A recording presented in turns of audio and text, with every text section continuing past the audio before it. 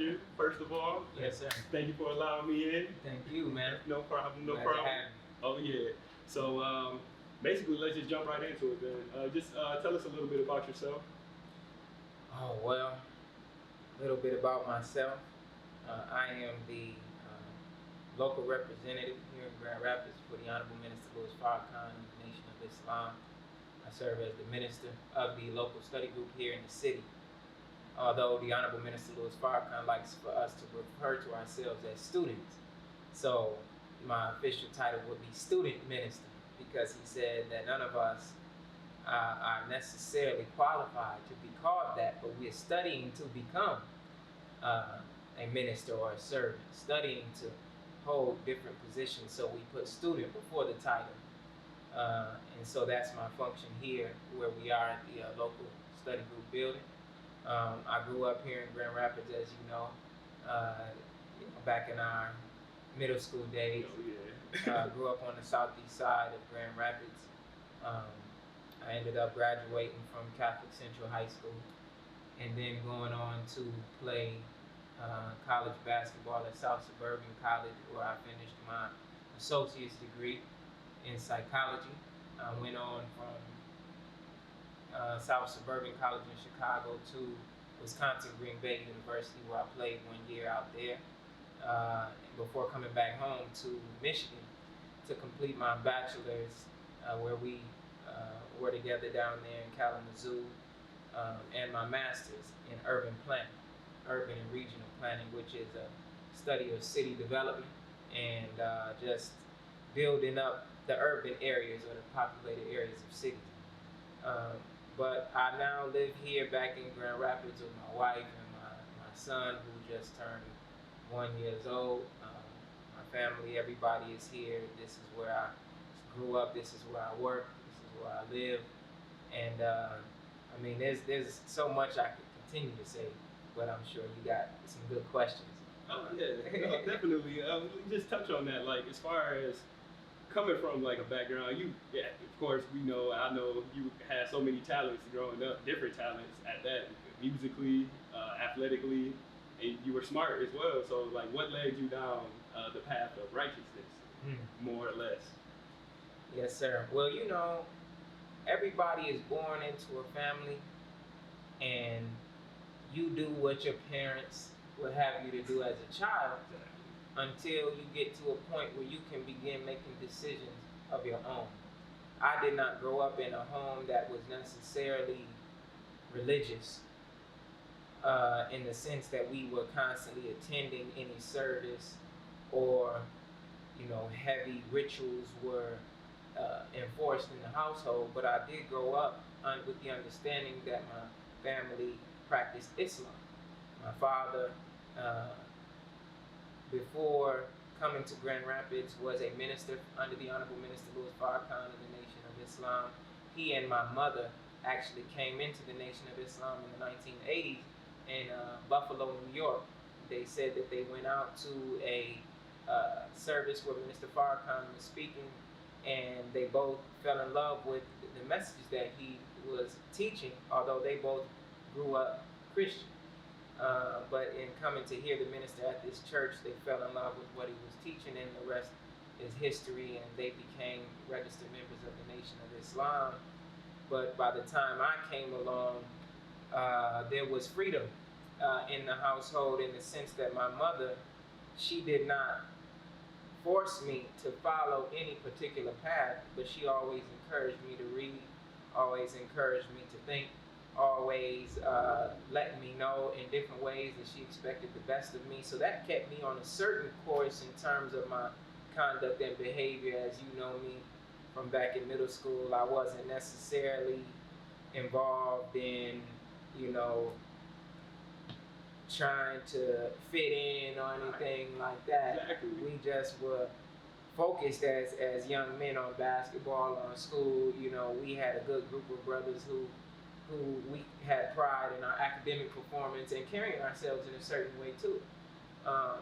So that foundation was laid there by my mother, and I ended up going to Catholic Central, even though as a young Muslim boy.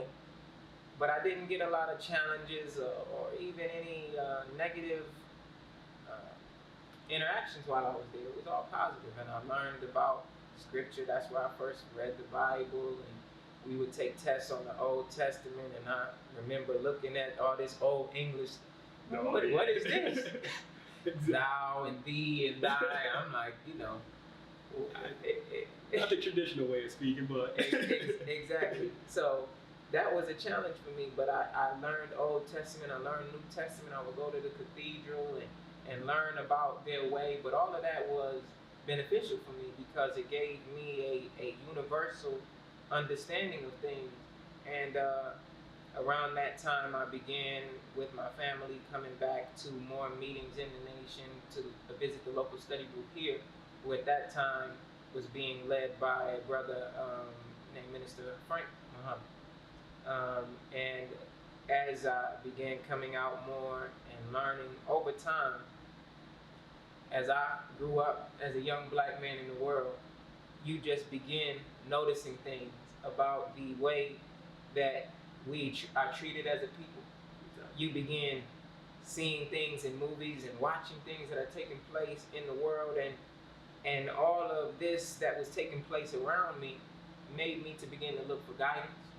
As my father transitioned from this life when I was 9 years old, I was playing basketball in my teenage years, but all the while I was really looking for that father figure, looking for guidance, that, mom can give you up to a certain point, but at a certain point as young men, you need a man. You need a man. Right. Because it takes a man to show a man how to be a man. Exactly. And unless you don't see one, mom, she can love you, she can teach you, and my mother did a great job. She was a tremendous, and still is a tremendous teacher for me. But at a certain point, you start looking for that man. And it wasn't until I began to really listen to the Honorable Minister Louis Farrakhan that even from a distance, I was able to feel that this is a man who can teach me something, who can show me something, who I can observe, that can grow me up to become the man that I feel that I'm going to be. So I began to listen more and more, and I could feel a connection to him. And as I listened, it just made sense, and from that moment to this, around the time I was about 18 years old in college in Chicago, I started reading a book called Message to the Black Man in America. And like most of us, I didn't like to read. And so I would say, well, I'm just going to read a page a night. Right. But at that time, I was playing basketball, doing what most young black men do, involved in things that most young black men are involved in around the time they're 18 or so. But I just wanted to learn more. So I would read a page, go to sleep. Next day, read a page. Before I know it, I couldn't put the book down. And the wheels began turning. I began reading about Malcolm X. I started going out to the Mosque Mariam in Chicago. I caught the train down there on my own. And it's just been a constant study ever since. And even to this day, I'm still studying, I'm still learning. And, I have learned over these years that the power of myself, and really the power of us as black men, and really the power of the human being is in righteousness. And so as the more I learn, the more I began to see that, I have to try to not only get myself right, but, real righteousness is to want for your brother what you want for yourself. It's not good enough for me to just, try to get my life together, but I see you and I say that I love you, or I say that I care for you, and I don't try to say something to help you. So that led me to begin doing the work that I'm doing now. A minister just means a servant, and what I'm serving is not, chicken dinner. I'm trying to serve the truth to a people who need it, and so, the thing about this teaching from the Honorable Elijah Muhammad and what Minister Farrakhan says, and I close this point, is that when you read it, when you study it, when you hear it, you want to share it, because you say, man, other people need to know this. Exactly. And so that's how I started. I never was looking to become a minister or anything like that. I just wanted to be myself, and I wanted to share the truth that I was learning, and it led me down this path to where I am today. Okay. So, like with those, like touching on those ideologies, and I'll bring you back to the point where you say when you're 18, you had a certain way you act, like as most 18-year-olds and teenagers act. You know, I would say, what can we do in today's world, or what do you think we can do to develop the youth so at a younger age they can kind of make that transition into thinking about the future instead of just living in the moment at the time and doing crazy things that actually derail them from being on the path that they want to be in when they get older, or want to be on, I should say. Yes, sir. That's a good question, and I think about that question all the time because it's getting the youth that is really the key. Because they have the energy, they really have the warrior spirit already. A lot of the youth, they're fearless, and they are ready to have a change in this world, and they tired of things being the way that they are. They just don't know what to do about it, and not knowing what to do about it, we get pulled in so many other directions. There's so many distractions. There's so many avenues that look like the right way. There's so many glittery things in the fashion world and in the music world and in the sports world and in Hollywood that look like the right way, because that's the only thing that we see that we are successful in as a people.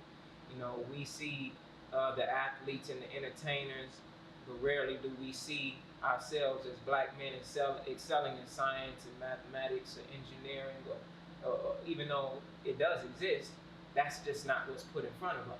Right. So we follow what we see.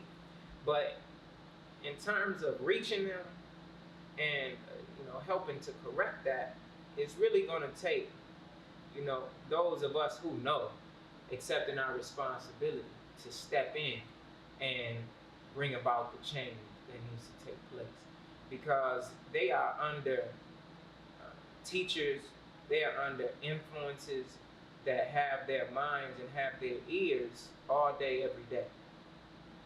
And unless we can, as men, step in to take some of them under our wing, to where we are not just around, but we are taking the responsibility to show them a better way.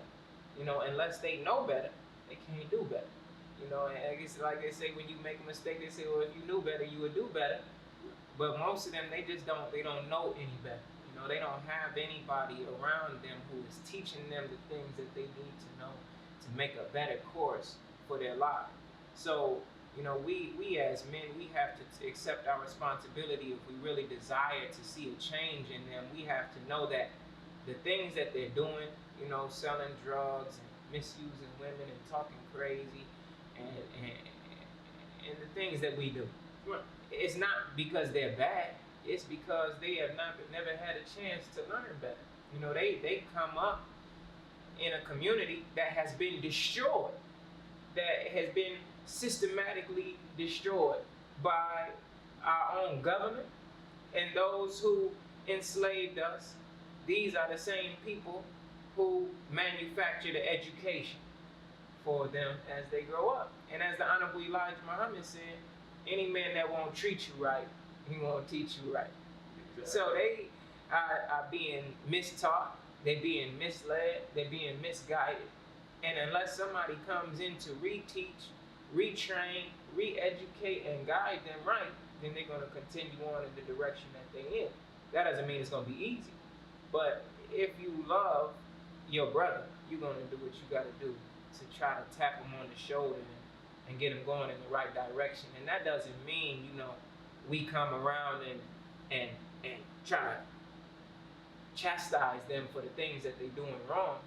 But we have to come with respect and with love, and understanding that the things that they are doing is not their fault. They are a product of an environment that has shaped them in that way. And the environment has been, we have responsibility in the matter. Of course, we could point at slavery and how they destroyed us and destroyed the family. We could point at how we have we're not allowed to read for so many generations, and we could point at all the things that other people are doing, but in 2019 we got to look at what we're doing as a people in our own community, and then we have to go back into the community and get those young people and show them a better way, and understand that if this young brother could sell drugs, he could sell clothes.